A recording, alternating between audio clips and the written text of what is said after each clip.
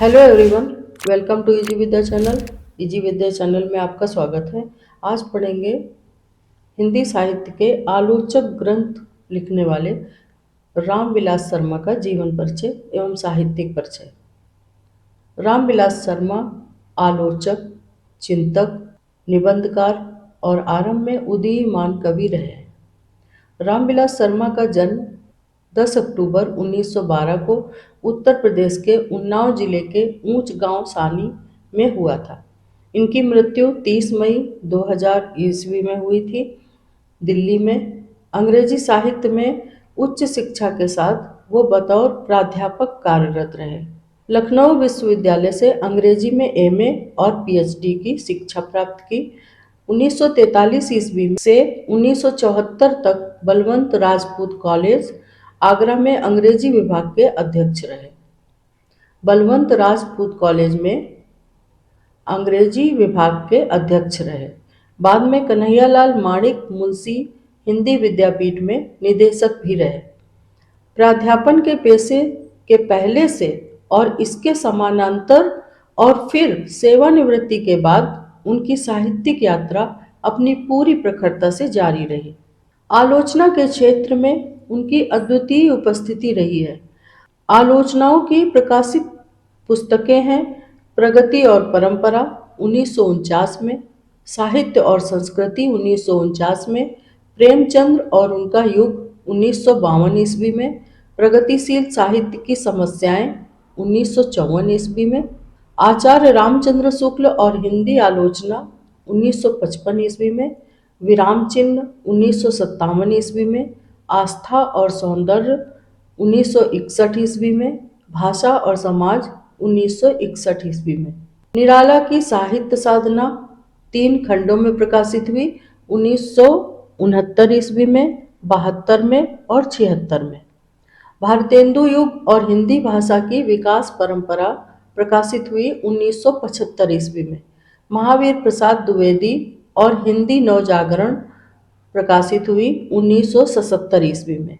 नई कविता और अस्तित्ववाद 1978 ईस्वी में, परंपरा का मूल्यांकन 1981 ईस्वी में, भाषा युगबोध और कविता 1981 ईस्वी में, कथा विवेचना और गद्यशिल्प 1982 ईस्वी में, मार्क्सवाद और प्रगतिशील साहित्य 1984 ईस्वी में, भारतेंदु हरिश्चंद्र और हिंदी नवजागरण की समस्याएं 1985 ईस्वी में, भारत के प्राचीन भाषा परिवार और हिंदी 3 खंडों में प्रकाशित हुआ 1979 से 81 ईस्वी में, भारत में अंग्रेजी राज और मार्क्सवाद 2 खंडों में प्रकाशित हुआ 1982 ईस्वी में, स्वाधीनता संग्राम बदलते परिप्रेक्ष्य 1992 ईस्वी में, मार्क्स ट्रोत्स्की और एशियाई समाज 1986 ईस्वी में, मार्क्स और पिछड़े हुए समाज 1986 ईस्वी में, भारतीय इतिहास और ऐतिहासिक भौतिकवाद 1992 ईस्वी में, पश्चिमी एशिया और ऋग्वेद 1994 ईस्वी में, भारतीय नवजागरण और यूरोप 1996 ईस्वी में, इतिहास दर्शन 1995 ईस्वी में, भारतीय संस्कृति और हिंदी प्रदेश 2 खंडों में प्रकाशित हुआ 1999 ईस्वी में। ये सभी आलोचनाएं आदि प्रमुख हैं। रामविलास शर्मा जी की आत्मकथा है अपनी धरती अपने लोग, जो कि 3 खंडों में प्रकाशित हुई थी। इन्होंने उपन्यास लिखा 4 दिन। 4 दिन उनका एकमात्र उपन्यास है। साक्षात्कार लिखा मेरे साक्षात्कार शीर्षक से, और पत्र संवाद लिखा मित्र संवाद, केदारनाथ अग्रवाल से पत्र व्यवहार, और अत्र कुशलम तत्रास्तु जो पत्र संवाद लिखा वो अमृतलाल नागर से पत्र व्यवहार पर था। अत्र कुशलम तत्रास्तु शीर्षक से प्रकाशित है। इनके 2 कविता संग्रह हैं, रूप तरंग जो कि 1956 ईस्वी में, और सदियों के सोए जाग उठे 1988 ईस्वी में प्रकाशित हैं। रूप तरंग को 1990 में रूप तरंग और प्रगतिशील कविता की वैचारिक पृष्ठभूमि के रूप में प्रकाशित किया गया, जिसके पहले भाग में उनकी कविताएं हैं, दूसरे भाग में उनके द्वारा अनुदित बुल्गारिया के विद्रोही कवि निकोला वक्साराव की कविताएं हैं। तीसरे भाग में प्रगतिशील कविता की वैचारिक पृष्ठभूमि शीर्षक के अंतर्गत निबंध रखे गए हैं।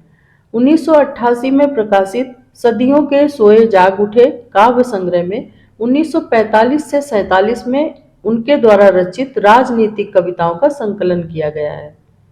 रामविलास शर्मा ने यद्यपि कविताएं अधिक नहीं लिखी, पर हिंदी के प्रयोगवादी काव्य आंदोलन के साथ वे घनिष्ठ रूप से संबद्ध रहे हैं।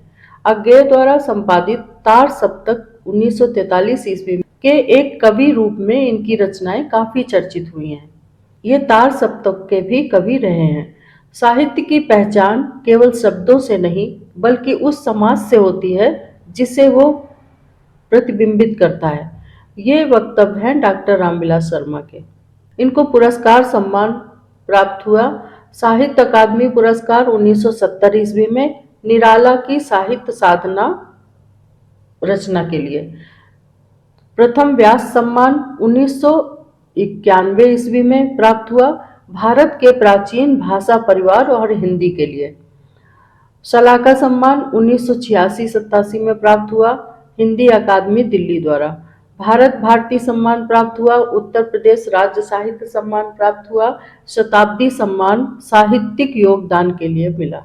रामविलास शर्मा की भाषा शैली की बात करें तो रामविलास शर्मा की भाषा शैली उनकी आलोचनात्मक दृष्टि की तरह ही स्पष्ट, धारदार और तर्कपूर्ण है। उन्होंने जटिल से जटिल विषयों को इतनी सरल और बोधगम्य भाषा में प्रस्तुत किया कि वो केवल विद्वानों तक सीमित न रहकर आम पाठकों तक भी पहुंची। इनकी भाषा शैली की मुख्य विशेषताएं हैं सहजता और स्वाभाविकता। रामविलास जी लिखने से ज्यादा बातचीत करने की शैली में अपनी बात रखते थे। भाषा में संस्कृत के तत्सम शब्दों के साथ साथ लोक भाषा के शब्द भी सहज रूप से खुल मिल गए हैं। तार्किक और विश्लेषणात्मक शैली। एक आलोचक होने के नाते उनकी शैली का सबसे मजबूत पक्ष तर्क है।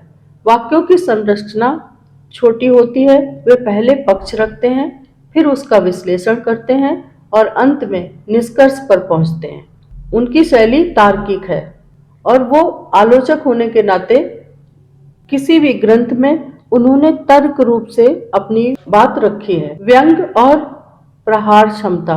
डॉक्टर शर्मा अपनी बात को प्रभावी बनाने के लिए सूक्ष्म व्यंग का प्रयोग भी खूब करते थे, खासकर जब वे साम्राज्यवादी इतिहासकारों या संकीर्ण विचारधारा वाले आलोचकों का खंडन करते थे तो उनकी भाषा बहुत तीखी और मारक हो जाती थी।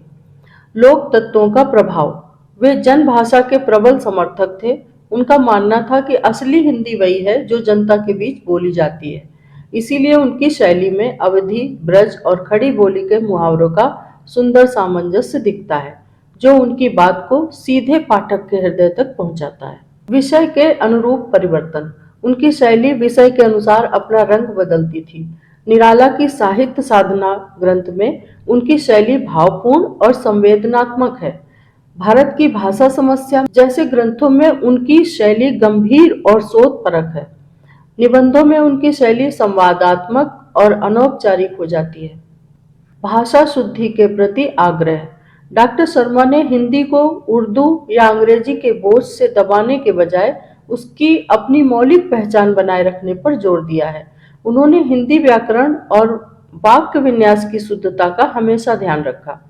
डॉक्टर रामविलास शर्मा की भाषा शैली पांडित्य प्रदर्शन की नहीं, बल्कि जनबोध की शैली है। उन्होंने आलोचना को ड्राइंग रूम से निकालकर खेतों, खलिहानों और आम जनता के संघर्षों से जोड़ दिया है। आशा करते हैं कि रामविलास शर्मा का जीवन परिचय एवं साहित्यिक परिचय का वीडियो आपको पसंद आया होगा। तो like video and comments share भी करिए। Please subscribe Vijay Vidya channel और अभी तक बने रहने के लिए बहुत बहुत धन्यवाद।